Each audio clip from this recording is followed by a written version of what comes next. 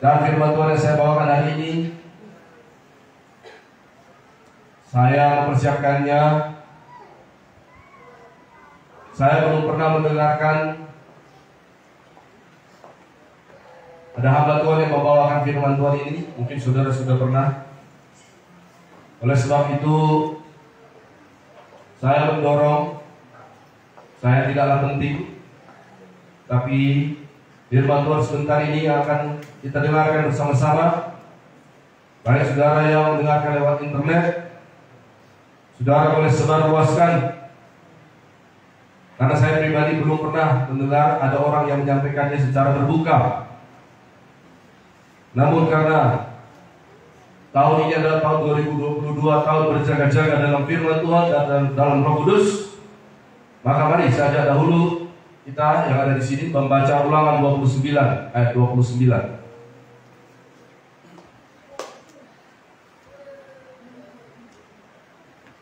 Ulangan 29 ayat 29.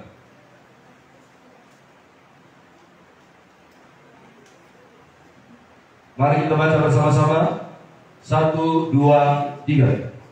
Hal-hal yang tersembunyi ialah bagi Tuhan Allah kita, tetapi hal-hal yang dinyatakan ialah bagi kita dan bagi anak-anak kita sampai selama-lamanya, supaya kita melakukan segala perkataan hukum Taurat ini.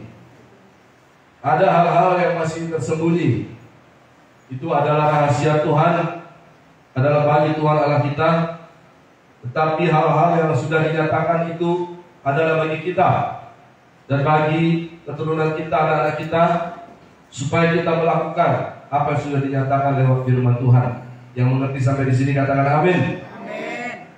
Saudara-saudara yang dikasihi Tuhan, firman Tuhan yang saya bawakan pada hari ini, saudaraku, yaitu saya menyatakan bahwa pengajaran pre-tribulation adalah pengajaran yang berbahaya, bisa menyesatkan dan bertentangan dengan perkataan Tuhan Yesus Kristus. Sebentar akan kita lihat ayatnya. Dahulu saya diajarkan pengajaran pre-tribulation dan saya mengajarkan. Namun kira-kira sekitar 3 tahun lalu, setelah saya menyelidiki firman Tuhan, saya mulai mengajarkan kepada jemaat bahwa Tuhan Yesus berkata, segera sesudah masa kesukaran. Dan dalam bahasa Indonesianya sayangnya disebut siksaan. Dalam bahasa Inggrisnya King James itu adalah tribulation. Tribulation itu adalah kesengsaraan. Jadi kalau orang disiksa beda dengan orang sengsara. Haleluya saudaraku. Haleluya. Saudaraku, saya menyatakan bahwa pengajaran pre-tribulation berbahaya, bisa menyesatkan dan bertentangan dengan perkataan Tuhan Yesus. Saudaraku, pengajaran pre-tribulation secara sikapnya berkata begini: gereja tidak akan bertemu dengan sistem antikristus dan juga dengan antikristus pribadi, antikristus itu sendiri. Gereja akan diangkat. Bahkan salah satu pendeta besar di Indonesia menyatakan hal yang demikian dalam khotbahnya. Saya simak sebanyak 2 kali. Saudara-saudaraku saya yang dikasihi Tuhan, sebagaimana saya dulu juga mengalami pre-tribulation, kebanyakan gereja, kebanyakan hamba Tuhan di Indonesia mengajarkan hal yang sama. Maka saya berkhotbah ini kepada halayak umum, kepada anak-anak Tuhan. Mungkin saudara menerima pengajaran yang demikian. Saya sekarang berkhotbah kepada saudara, supaya saudara menyimak baik-baik dari Alkitab saudara. Bukalah hati saudara, dan bila saudara menemukan bahwa Roh Kudus menerangkan kepada saudara, maka biarlah pertolongan Tuhan datang kepada saudara. Biarlah firman Tuhan menjadi suluh terang bagi langkah kita, terutama sekarang kita hidup di mana semua orang percaya, mengaku bahwa kita sedang hidup di akhir zaman. Haleluya. orang yang menganut Great Tribulation berkata kita hidup di akhir zaman, yang tidak juga berkata kita hidup di akhir zaman, maka ada baiknya kita perhatikan firman Tuhan yang akan kita dengarkan sebentar ini dengan bersungguh-sungguh. Saudara, Great Tribulation menyatakan bahwa gereja tidak akan bertemu dengan, bahkan sistemnya tidak akan bertemu. Jangankan berbicara penyesatan, tidak ada. Mereka tidak pernah membicarakan bahwa ada penyesatan yang sangat licin oleh si penyesat itu. Siapa lagi penyesat kalau bukan iblis, si pendusta dan bapa segala dusta. Saudara-saudara dikasih Tuhan, mari sekarang saya ajak kita membaca dalam Matius, perkataan Tuhan Yesus sendiri. Matius pasal 24.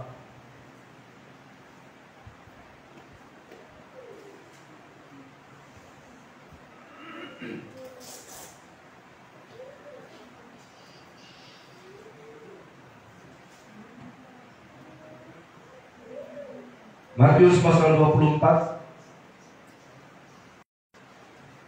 Saya ajak kita baca dulu ayat yang 21 sampai 22. Mari kita baca bersama-sama ayat 21 sampai 22. 1, 2, 3. Sebab pada masa itu akan terjadi siksaan yang dahsyat. Nah, ini dalam bahasa, bukan kalau dalam bahasa Inggrisnya itu the Great Tribulation, itu adalah masa kesengsaraan yang besar. Tapi di dalam ayat ini dikatakan, sebab pada masa itu akan terjadi siksaan yang dahsyat. Bolehlah, kalau memang the Great Tribulation bisa masuk siksaan di sana.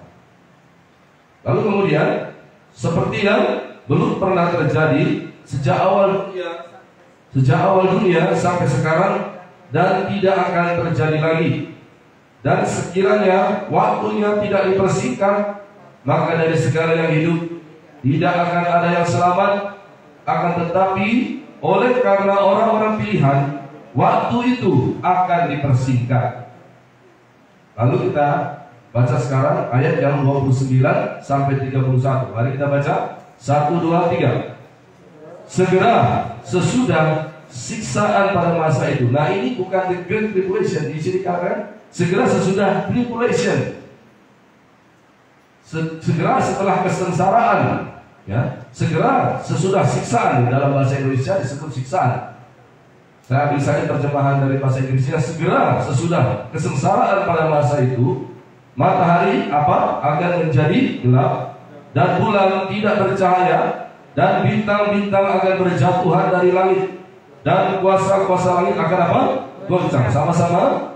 Pada waktu itu akan tampak tanda anak manusia di langit, dan semua bangsa di bumi akan meratap, dan mereka akan melihat anak manusia itu datang di atas awan-awan di langit dengan segala kekuasaan dan kemuliaannya.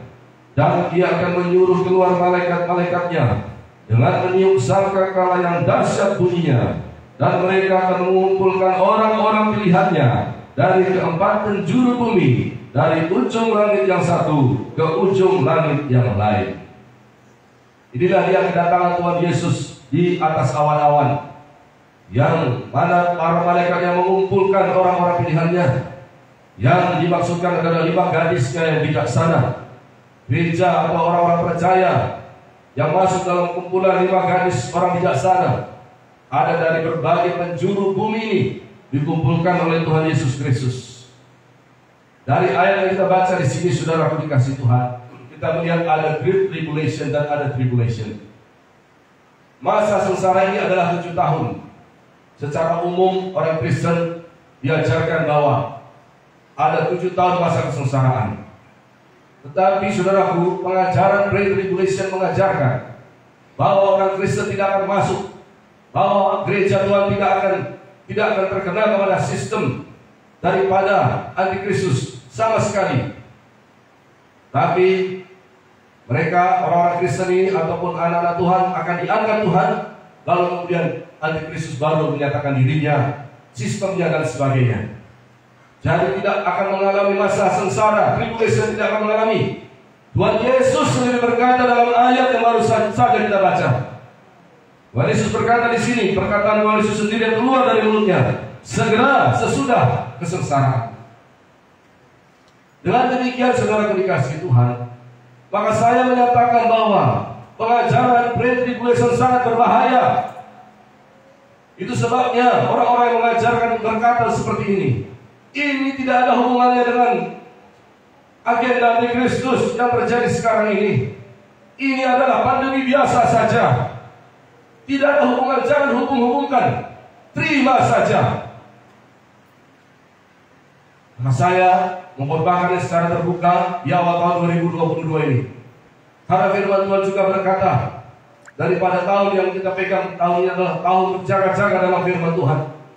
Kita harus memastikan apa yang kita percayai, apa yang kita langkahkan dalam hidup kita ini adalah seturut dengan apa perkataan Tuhan Yesus yang setuju. Katakan amin. Haleluya saudaraku. Haleluya. Saya berdoa banyak saudara-saudara yang mungkin merasa aneh ataupun merasa bahwa apa-apaan ini. Saudara boleh bertanya kepada pendeta saudara. Saudara boleh menyimak apa yang saya sampaikan pada hari ini. Saya berdoa karena firman Tuhan menerangi hati saudara-saudara semuanya, dimanapun sudah berada di seluruh Indonesia ini, bahkan di luar negeri yang mengerti bahasa Indonesia. Itu sebabnya saya sampaikan bahwa ini sangat-sangat berbahaya. Kenapa saudaraku? Karena dikatakan kita tidak akan masuk pada sistem ini, tidak akan masuk. Itu dikatakan pre-tribulation. Sementara firman Tuhan jelas berkata, segera sesudah masa sengsara tersebut. Saudara dikasihi Tuhan, ada masa sengsara yang terjadi di dunia ini, dan yang mau tidak mau gereja juga mengalaminya. Karena Tuhan Yesus berkata, segera sesudah tribulasi itu, kesengsaraan itu, masa kesengsaraan itu.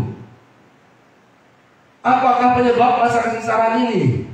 Saudara-saudara, 2 ayat 6 sampai 8.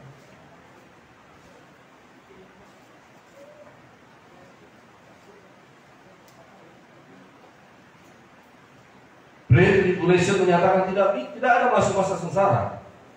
Sekiranya ayat firman Tuhan ini berkata, sebelum masa sengsara itu, maka benar pre-tribulation. Sebab sebelum masa sengsara itu Tuhan Yesus datang dan mengangkat anak-anak Tuhan. Tapi ayatnya tidak berkata begitu. Tuhan Yesus ini berkata, segera setelah, sesudah. Mari kita baca 2 Tesalonika 2 ayat 6 sampai 8. 1, 2, 3. Dan sekarang kamu tahu apa yang menahan dia, sehingga ia baru akan menyatakan diri pada waktu yang telah ditentukan baginya. Karena secara rahasia kedurhakaan telah mulai bekerja, tetapi sekarang masih ada yang menahan. Kalau yang menahannya itu telah disingkirkan, pada waktu itulah si pendurhaka baru akan menyatakan dirinya, tetapi Tuhan Yesus akan membunuhnya dengan nafas mulutnya dan akan memusnahkannya kalau ia datang kembali. Ini maksudnya kalau ia datang kembali bukan di atas awan-awan, tetapi pada waktu kedatangannya kembali setelah masa Antikristus itu selesai, setelah 7 tahun masa tribulation tersebut. Di situ ada perang Harmagedon. Dan disitulah nasib daripada Babel besar itu ditentukan. Disitulah nanti nabi palsu dan juga Antikristus yang menyesatkan dengan tanda binatang tersebut dibuang ke dalam lautan api yang menyala-nyala. Itu dalam Wahyu 17, 18, 19 dan Wahyu 20. Naga iblis tersebut diikat dalam jurang maut. Jelas ya saudara lihat. Ini ending mereka. Dari ayat ini kita baca, yang barusan kita baca, jelas dikatakan. Dan sekarang kamu tahu apa yang menahan dia, pribadi daripada Antikristus ini, sehingga ia baru akan menyatakan diri pada waktu yang telah ditentukan baginya. Jadi waktunya dia menyatakan diri sudah ditentukan. Terus karena secara rahasia Pendurhakaan telah mulai bekerja. Namun agendanya sudah bekerja. Haleluya saudaraku. Tapi pribadinya belum dinyatakan. Pengajaran pre-tribulation atau orang-orang yang mengajarkan pre-tribulation berkata, tidak ada agenda, tidak ada penyesatannya, tidak ada orang Kristen tidak akan bertemu, apalagi dengan antikristusnya. Kita terangkan dahulu, baru antikristus menyatakan diri. Namun ayat ini berkata, secara rahasia, kedurhakaan telah mulai bekerja. Saya sebut sebagai agenda daripada antikristus ini. Walaupun pribadinya belum menyatakan diri, belum bisa menyatakan diri. Sebab kenapa? Tetapi sekarang masih ada yang menahan. Nah, kenapa belum menyatakan diri? Masih ada yang menahan. Kalau yang menahannya itu telah disingkirkan pada waktu itulah si pendurhaka baru akan menyatakan dirinya dan seterusnya.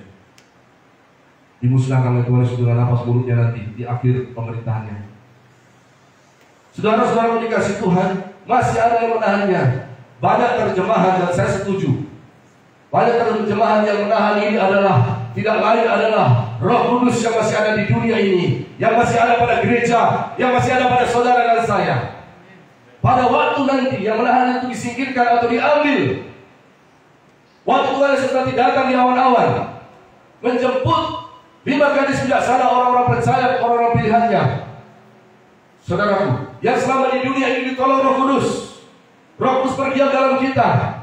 Maka Roh Kudus mengangkat kita, saudaraku, dan membawa gereja Tuhan yang orang-orang pilihannya ini diangkat. Baru pada saat itulah antikristus ini menyatakan dirinya, si pendurhaka ini menyatakan dirinya, dan memang diserahkan bumi ini kepada kuasanya. Saudara-saudaraku dikasih Tuhan, kita akan nanti akan bertemu dengan bumi dunia tanpa Tuhan, dunia tanpa Roh Kudus. Sekarang ini ada di dunia ini Roh Kudus. Bapa di sorga menciptakan dunia ini, setelah jatuh dalam dosa mengutus putranya Tuhan Yesus Kristus. Namun setelah Tuhan Yesus naik ke sorga, Dia kirimkan Roh Kudus. Dari sejak hari Pentakosta sampai hari ini, sampai nanti Tuhan datang, sekarang ini Roh Kudus ada di dunia bersama dengan kita. Haleluya saudaraku. Nah saudaraku, jadi tidak bisa dari ayat ini kita tahu dengan pasti, tidak bisa bersama-sama di dunia ini Roh Kudus bersama dengan antikristus. Mesti diambil dulu yang menahan ini, yang menahan antikristus. Diangkat dulu bersama dengan gereja, baru dia menyatakan dirinya.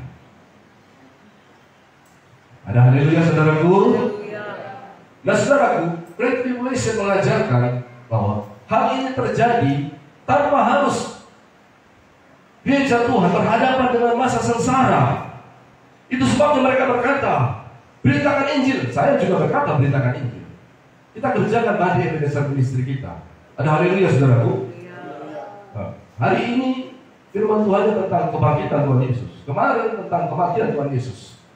Berita kita adalah bagi jiwa-jiwa supaya mereka mengenal tentang Tuhan Yesus di radio.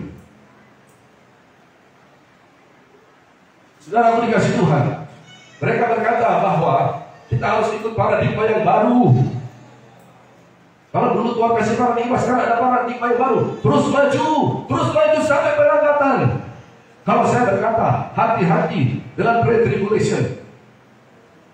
Sebab saya beritahu, kita sebenarnya sama-sama sudah tahu. Mohon maaf, pengajaran pre-tribulation terlalu, ini pendapat saya, terlalu underestimate, terlalu meremehkan pekerjaan setan. Saya tidak berkata kita memuji-muji pekerjaan setan, tidak. Setan sudah dikalahkan 2000 tahun yang lalu. Nasibnya sudah jelas dalam firman Tuhan. Yang setuju katakan amin. Tapi kita harus ingat, dia adalah pendusta, bapa segala dusta. Haleluya.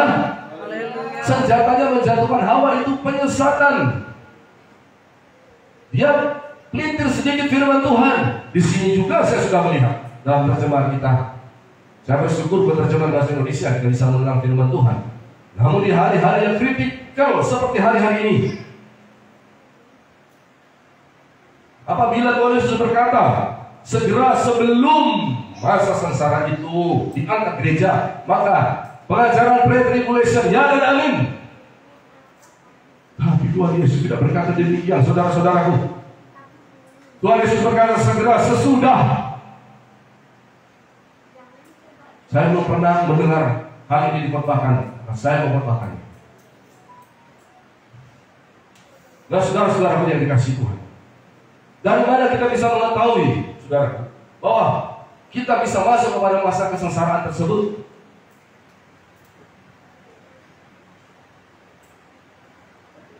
Saudaraku, masa kesengsaraan tersebut, dengarkan baik-baik, bukan disebabkan oleh pemerintahan antikristus yang sudah nyata di dunia ini. Bukan. Tapi masa sengsara tersebut adalah akibat daripada dia sudah bekerja secara rahasia. Agendanya sudah dikeluarkannya dalam 3,5 tahun pertama masa tribulasi tersebut. Dia belum bisa menyatakan dirinya karena Tuhan Yesus belum mengangkat gerejanya. Tapi Tuhan Yesus entah kenapa mengizinkan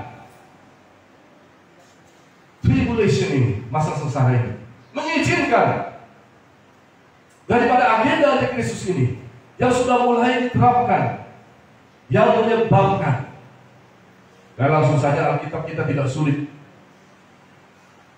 Saudara, kalau kesombongan manusia itu kalau bisa yang mudah dibuat jadi sulit. Kalau Tuhan Yesus itu yang sulit kalau bisa jadi gampang supaya manusia bisa selamat. Bukan gampangan. Tuhan Yesus berkorban bagi kita jadi manusia. Haleluya. Saudara-saudara dikasih Tuhan, ini ada dalam masa-masa sengsara agenda daripada antikristus tersebut yang saya sebut sebagai penyesatan. Dan bukan hanya penyesatan, saya punya pendapat, inilah dia penyesatan yang terakhir, penyesatan yang sangat licin. Dan saya bersyukur Alkitab menyatakannya, ada ditulis di Alkitab. Hanya pengajar-pengajar pre-tribulation tidak mau mengkhotbahkannya, saya akan mengkhotbahkannya. Bagi semua saudara-saudara dari aliran apapun juga, saya membawakan firman Tuhan untuk memberkati semua saudara. Haleluya, saudara-saudaraku. Saudaraku dikasih Tuhan, penyesatan inilah yang sangat-sangat berbahaya, yang mana karena tidak pernah dibahas, dikhotbahkan oleh pengajar pre-tribulation, maka kemungkinan besar banyak orang tidak tahu. Mereka hanya percaya bahwa Tuhan Yesus nanti datang, kita terangkat. Jadi apa yang ada sekarang ini, ini bukanlah pekerjaan dari Kristus.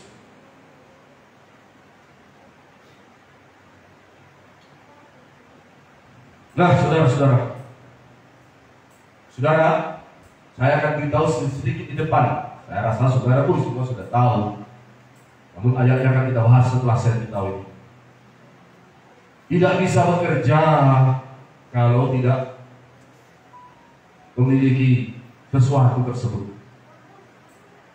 Sebentar lagi akan dihubungkan dengan nomor di handphone kita itu, ya baik nomor KTP, baik segala ID tersebut, dan dibuka dengan nomor sertifikat yang kalau tidak bisa, tidak ada itu, maka saudara bisa bayarkan mau kemana.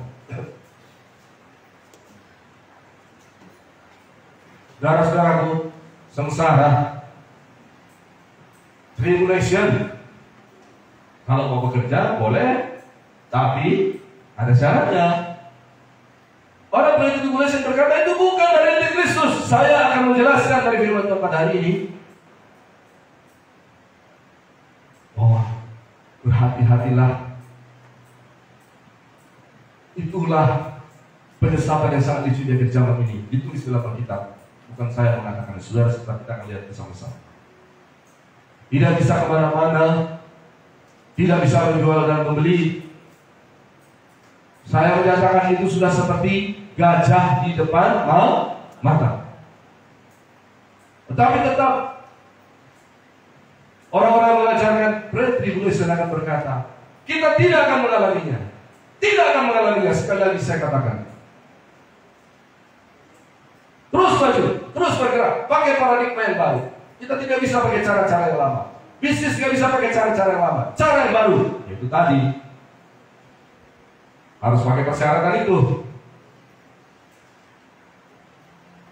Biarlah firman Tuhan yang saya bawakan ini boleh sedikitnya saudara boleh mendengarkan. Ada yang baru, ada yang mungkin berani sekali menentang pengajaran retribution. Bukan saya berani, saya hamba Tuhan. Firman Tuhan yang menyatakannya. Saudaraku, dalam Wahyu 17, 18 sampai 19, 20 bahkan itu yang naga ikat selama 1000 tahun di jurang maut. Di situ nanti saudara bisa baca di rumah boleh. Disitulah Babel. Disitulah kumpulan penyesat itu. Babel besar yang menguasai sistem dunia ini. Di situ berkumpul 3 dedekotnya ya. Saudara pun sudah tahu. 1 iblis yang namanya naga disebut. 2 binatang atau antikristus dengan tanda binatangnya. Yang mana dia menyesatkan di seluruh dunia. 3 ada nabi palsu. Dan dalam Wahyu 17, 18, 19 ini disimpulkan, katakan bersama saya, disimpulkan. Disimpulkan. Haleluya. Haleluya. Hukuman mereka, masa depan mereka. Nah, saya mau beritahu kepada saudara, saudara dan saya dan yang di rumah, masa depan kita disimpulkan bersama dengan Tuhan Yesus di surga. Yang percaya katakan amin. Amin. Nah, 3 serangga ini mau menggagalkan itu. Ya, tapi kemudian saudara dibaca di dalam Wahyu 17, 18, 19, 2 di antara mereka itu dibuang oleh api, yang 1 sinaga diikat dalam jurang maut. Nanti setelah 1000 tahun damai baru dilepaskan lagi yang di jurang maut tersebut. Dia sesatkan sekali lagi, baru kemudian ditangkap dan dilempar ke dalam lautan api bersama 3 serangga tadi. Nah, setelah kita tahu ending mereka, puji Tuhan, Alkitab mencatat proyek mereka, siasat mereka, rencana mereka ditulis di Alkitab. Juga dalam Wahyu pasal-pasal tersebut. Mari kita baca Wahyu 18 ayat 23. Waktu saya siapkan ayat ini dulu sekitar 66 bulan lalu, saya bawakan firman Tuhan tentang Parmakeia. Tuhan memperlihatkan saya diberikan sebuah kunci. Dia adalah ayat kunci.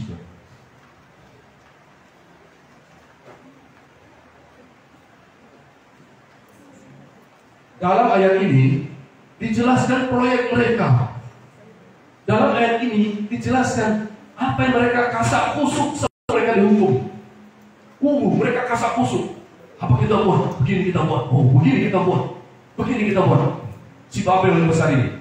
Di dalamnya 3 gerombolan si berat tadi. Nasibnya sudah saya kasih tahu tadi.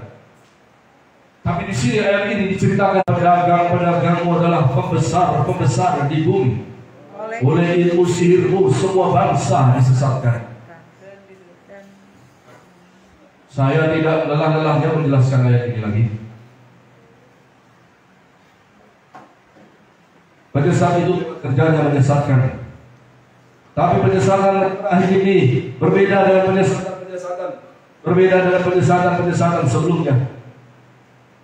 Yang kita kenal penyesatan itu adalah kalau bukan doktrin pengajarannya keliru, mesiasnya palsu, dan ada pada tempat tertentu.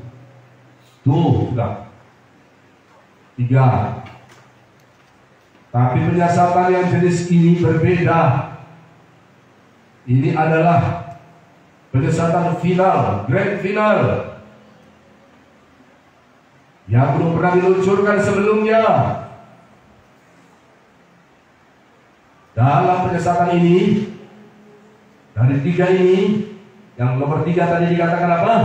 Ada di beberapa tempat tertentu. Kalau ini dikatakan dia oleh penyesatan, oleh ilmu sihirmu, semua bangsa disesatkan. Semua bangsa, semua pemerintahan kena dengan penyesatan daripada gerombolan si berat di dalam Babel. Inilah proyek mereka. Lalu saudara, dikatakan begini, karena pedagang-pedagang modal pembesar di bumi. Sudah tahu sekarang ini Bukan lagi antara businessman, business to business, tapi negara dengan negara, kepala negara dan kepala negara. Bukan baik-baik. Pembesar-pembesar di bumi. Haleluya. Saudara lihat selalu di media internet, yang bicara itu bukan lagi sekelas menteri keuangan, presiden-presiden yang bicara, ya kan? Orang-orang yang mempunyai, orang-orang terkaya di dunia yang bicara, kan? Selalu kita lihat itu kan?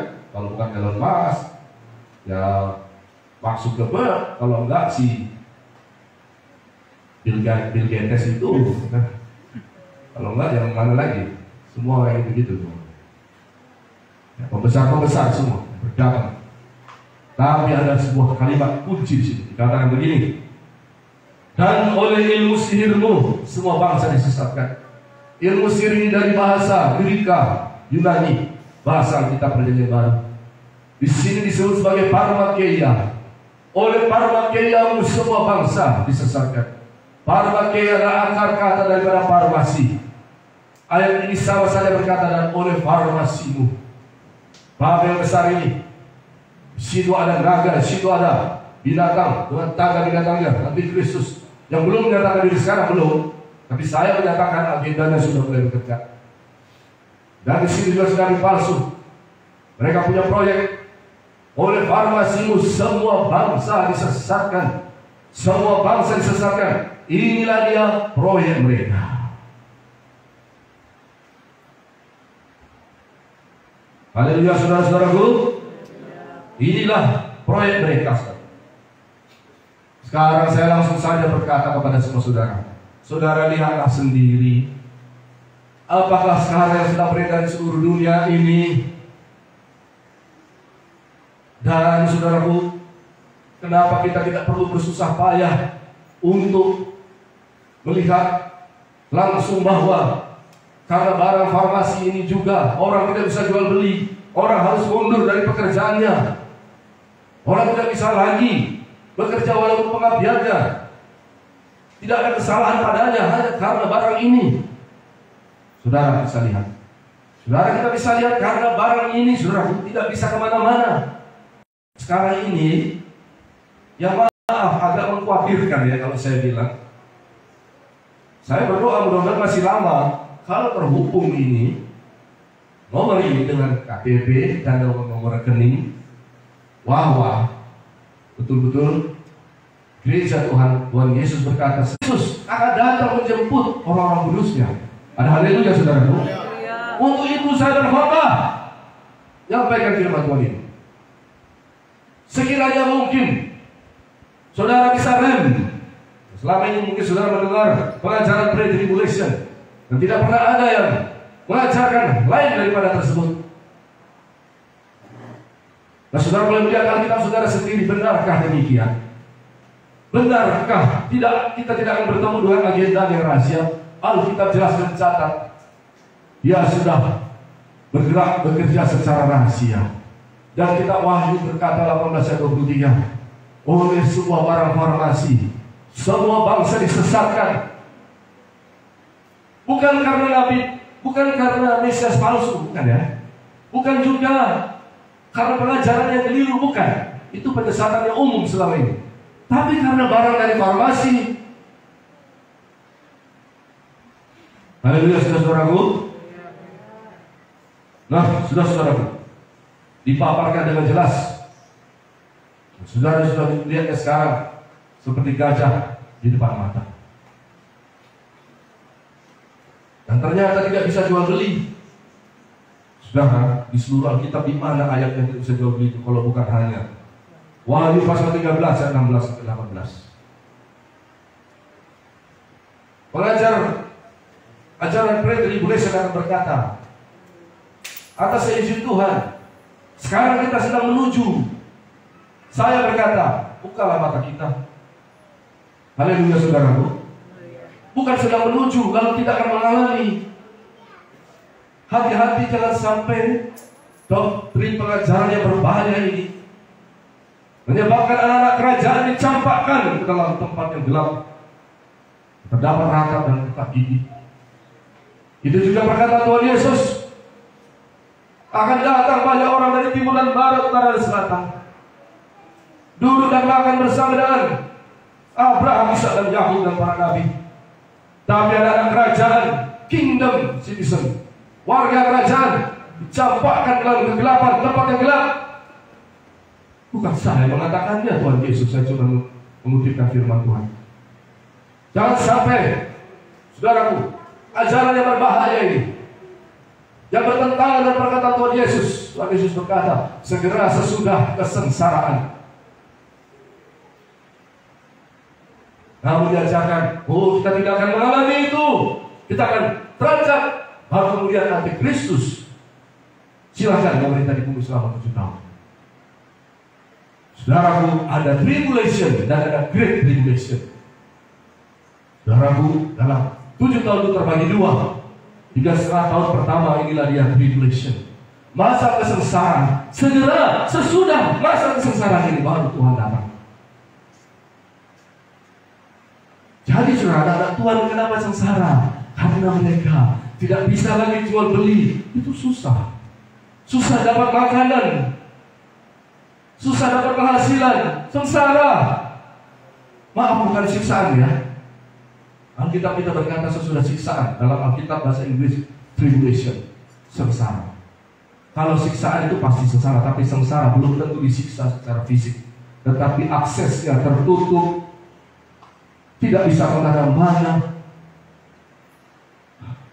Di apa namanya? Bacalah. Saudara renungkan lagi di rumah. Saudara-saudaraku yang dikasih Tuhan,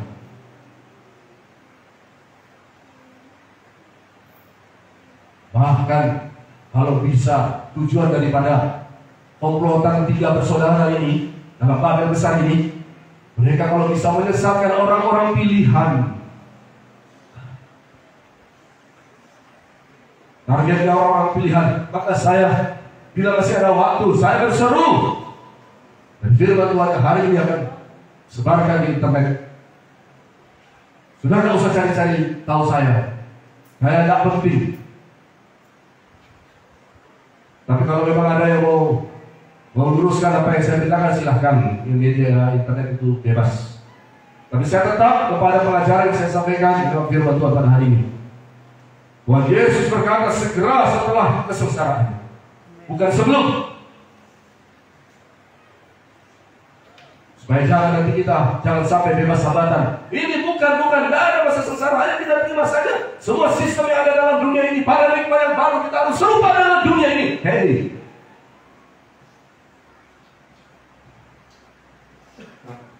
bukankah dia penyesat, setan itu? Kenapa underestimate? Semua pelayanan beres, semua firman Tuhan teologi beres, tapi kenapa di akhir zaman di saat-saat yang terakhir, di ronde ke-12 kalau tinju ya, ronde ke-12, 10 detik terakhir itu kan ada bunyi tok tok tok. Betul ya, bapak-bapak kan tinju, tahu kan?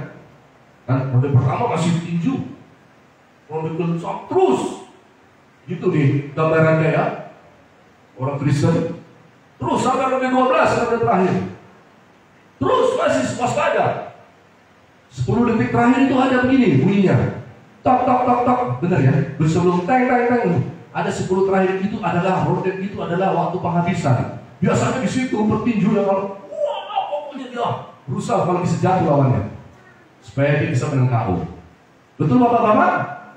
Nah, bapak-bapaknya di sini lemas masih. Betul bapak-bapak? Ya, betul. Saya ibaratkan ini atau mungkin bola lebih menarik. Kalau bola lebih menarik, mungkin injury time gitu ya. Itu kan injury time, tapi saya pakai tinju aja. Tok tok tok. Lalu anggap enteng. Underestimate, dia pikir sudah selesai, dia raih piala. Tok tok tok, dia langsung begini. Langsung disikat sama musuh, saudaraku. KO langsung bersabar. Mungkin ini yang bisa saya gambarkan untuk menjelaskan betapa berbahayanya pengajaran pre-tribulation.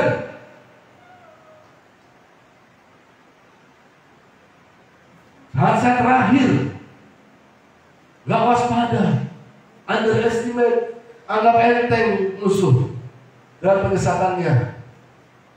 Adalah dia sudah menyiapkan kerjasama sangat licin yang sudah dijelaskan dalam Wahyu 18 ayat 23 dan berhubungan langsung dengan Wahyu 13 ayat 16 sampai 18. Haleluya. Haleluya. Saya membangunkan semua saudara yang iring tinju bersama dengan saya. Sekarang sudah bunyi tek tek tek. Pasang double cover saudara. Jangan lihat dulu mahkota itu. Jangan lihat piala itu dulu. Sabuk pemenang belum. Waspada saudara, pasang cover saudara. Haleluya saudara. Haleluya. Saudara sudah mulai dalam roh. Saudara sudah menang. Saudara sudah bayar harga itu Tuhan.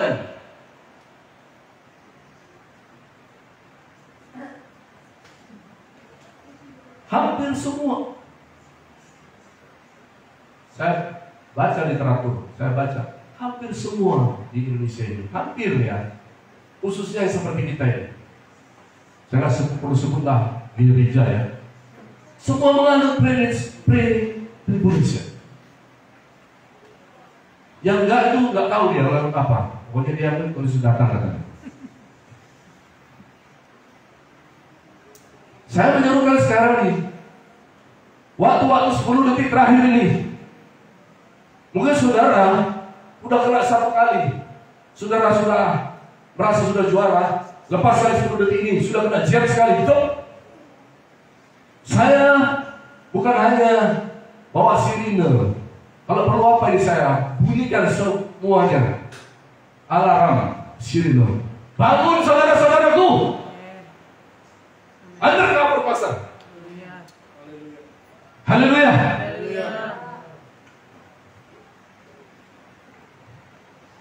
Lalu bertandinglah seperti prajurit yang baik dari Tuhan Yesus Kristus. Berperanglah, berjuanglah. Haleluya. Tapi Pak Pendeta bagaimana Pak? Saya sudah terlanjur.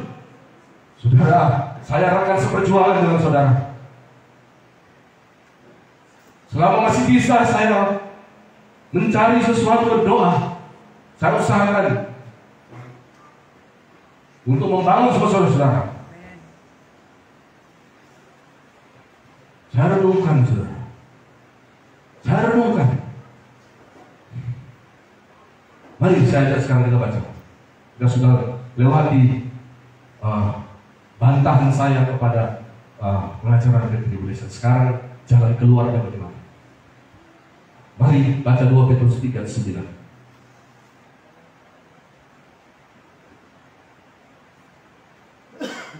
Haleluya.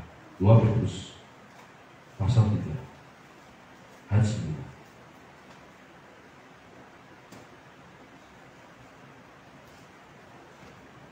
Judulnya jahat Tuhan ya. Ya, mari kita baca ayat 9. 1, 2, 3. Tuhan tidak lalai menepati janji. Bantu saya saudaraku, 1, 2, 3. Tuhan tidak lalai menepati janjinya, sekalipun ada orang yang menganggapnya sebagai kelalaian, tapi ia sabar terhadap kamu, karena ia menghendaki supaya jangan ada yang binasa, melainkan supaya semua orang berbalik dan bertobat.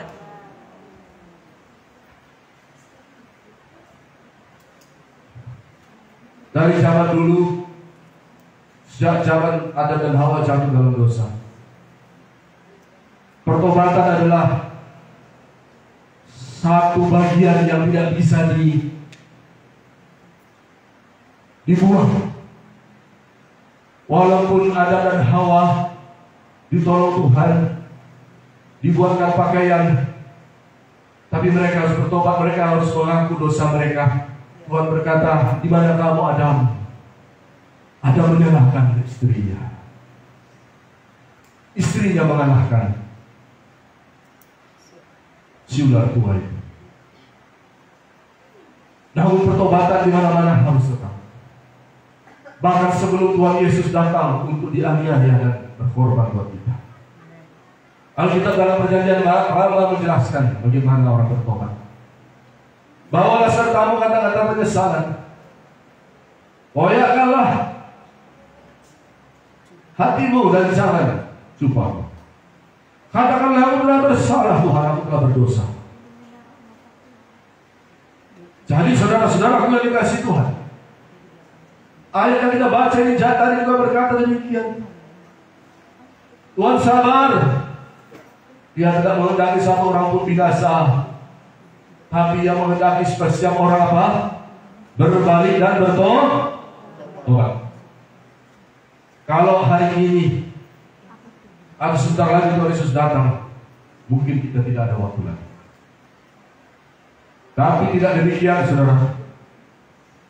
Hari ini firman Tuhan masih berlaku buat kita, yaitu bahwa saudara yang dikasihi Tuhan, kalau masih bisa dikatakan hari ini, kalau kamu mendengar suaranya, maka jangan keraskan hatimu, tapi biarlah kita semuanya boleh bertobat. Haleluya, saudaraku. Haleluya. Tapi Pak Pendeta, kan begitu. Bukankah Wahyu pasal 14 berkata, saya juga tahu ada itu, saudara. Sudah kan sendirilah, sengaja saya tidak bawakan pada hari itu. Bukan saya memilih-milih firman Tuhan. Tuhan tahu, saya mengasihi semua saudara. Tuhan Yesus mengasihi semua saudara. Biarlah ayat itu dari Tuhan sajalah, karena memang Dialah yang punya firman. Saya tak bawakanlah ayat dalam Wahyu 14 itu. Saya kasih saja kisi-kisinya itu yang dikatakan bahwa apa akibatnya kalau menerima tanda binatang itu. Saya tak bawakan. Tapi saya mencari, adakah ayat-ayat untuk bertobat di dalam kitab Wahyu? Ternyata ada. Ada 10. Ada 10. Dari 10 itu ada 4 yang berhubungan dengan murka Tuhan. Dari keempat itu, 2 diantaranya karena malapetaka dan bencana-bencana. Dan 2 diantaranya akibat daripada bisul-bisul daripada cawan murka Tuhan yang sudah dicurahkan. Tapi dalam kedua ayat tersebut dan 4 ayat tersebut, Alkitab berkata, saya ajak saja kita membacanya. Saya punya pengharapan dalam ayat ini. Wahyu pasal 16.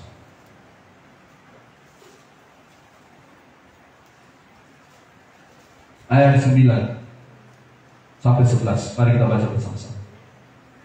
Wahyu 16 ayat 9 sampai 11. 1, 2, 3. Dan manusia dihanguskan oleh panas api yang dahsyat, dan mereka menghujat nama Allah yang berkuasa atas malapetaka itu, dan mereka tidak bertobat untuk memuliakan Dia. Ini satu ya, mereka tidak bertobat untuk memuliakan Dia. Lanjut. Dan malaikat yang kelima merupakan calon yang atas tahta binatang itu, dan kerajaannya menjadi gelap karena kesakitan, dan mereka menghujat Allah yang di surga karena kesakitan dan karena bisul mereka. Tetapi mereka tidak bertobat dari perbuatan-perbuatan mereka. Entah bagaimana Rasul Yohanes pada waktu mendapatkan penglihatan di Pulau Patmos ini, dan dia mendapatkan penglihatan yaitu yang dituliskan dalam Wahyu 16 ayat yang ke-9 sampai 11 ini. Entah bagaimana Yohanes melihat di sana dan dia menuliskannya sebagai firman Tuhan. Firman Tuhan. Apakah firman Tuhan yang dia tuliskannya? Dia melihat ada orang-orang yang bernama malapetaka. Ya, orang-orang tersebut. Yang kedua, orang-orang yang dikena cawan murka Tuhan karena oleh bisul-bisul tentara panah. Dalam 2 peristiwa tersebut, Yohanes menuliskan firman Tuhan. Mereka tidak bertobat. Kalau boleh saya berkata hari ini, bagaimana kalau ini Tuhan menghendaki setiap orang untuk bertobat? Coba masakan sih dari semua manusia nggak ada yang bertobat pada waktu itu? Seandainya ada satu saja mau berkata begini, Tuhan, udah mati aja lah aku ini, tapi aku bertobat Tuhan Yesus. Kan jadi lain kan? Saya nggak tahu, saya nggak melampaui firman Tuhan. Karena dikatakan tidak ada yang bertobat, maka jadinya demikian. Ada haleluya. Dan itu nanti pada saat sudah cawan berkat Tuhan dicurahkan. Haleluya saudaraku. Ditulis tidak ada yang bertobat. Bagaimana coba ada satu yang bertobat? Bukankah Tuhan berkata tidak menghendaki satu orang pun binasa? Tuhan tidak bisa memperkatakan tentang firman-Nya. Walaupun saya juga setuju, mungkin sudah tertutup. Apakah tertutup pintu pertobatan? Kalau memang tertutup pintu pertobatan, kenapa nggak ditulis saja? Ditulis saja. Kenapa nggak perlu ditulis nggak ada yang bertobat? Apakah jangan-jangan Yohanes juga mengharapkan ada yang bertobat di sana? Ataukah Tuhan yang punya firman menaruhkan di sana? Coba tengok lagi Yohanes, ada nggak yang bertobat? Yohanes menulis tidak ada yang bertobat, tidak ada yang bertobat. Saya mau selesai firman Tuhan sekarang. Sekarang dengar, itu nanti. Sekarang saya tarik itu mundur. Sekarang. Kalau mau bertobat, saya sampaikan sama saudara semua, sekarang waktunya. Saya tarik itu. Yang berkata Yohanes, tidak ada yang bertobat itu nanti. Ya. Saya tarik itu. Sekarang. Saudara dengarkan firman Tuhan. Minggu kedua 2022. Mungkin saudara selama ini mendengarkan pengajaran pre-tribulation. Setelah saudara dengarkan firman Tuhan ini, kalau saudara mau bertobat, sekarang waktunya. Sebelum semuanya terlambat. Tuhan Yesus berkata, Dia tidak menghendaki satu orang untuk binasa, tapi setiap orang berbalik dan bertobat.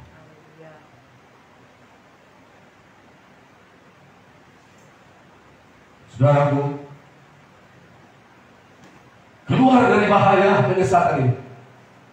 Lari saudara. Dalam 10 detik terakhir tersebut sekarang saya berseru, katupkan lengan saudara baik-baik. Mungkin sekali saudara sudah pernah, ada yang sudah 2 kali.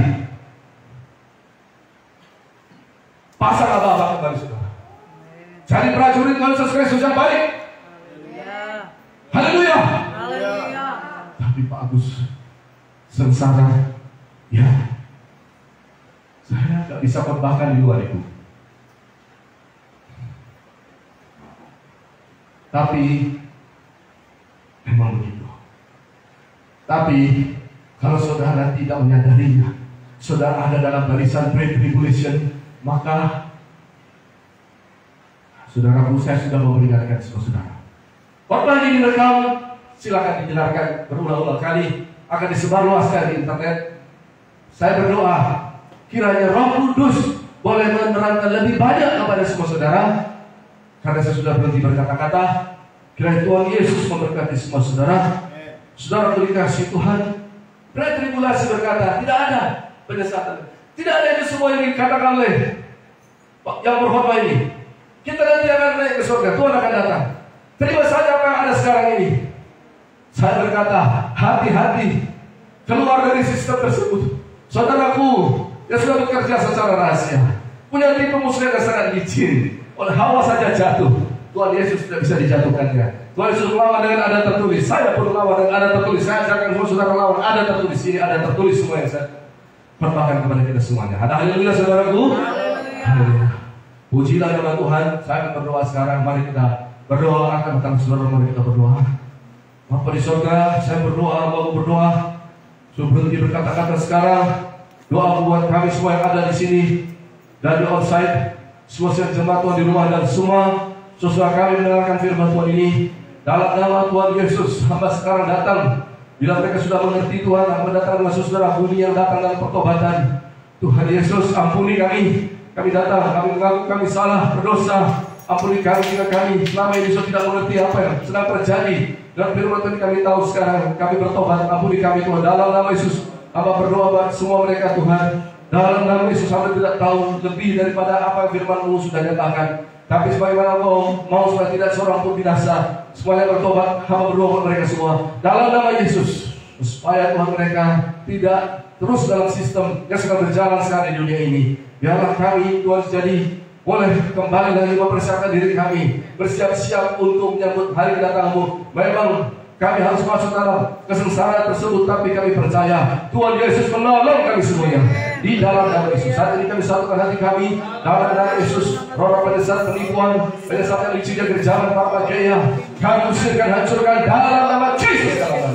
Terima kasih Tuhan. Di dalam nama Yesus kami semua sama-sama sudah berdoa. Haleluya, sama-sama kita berkata amin. Haleluya.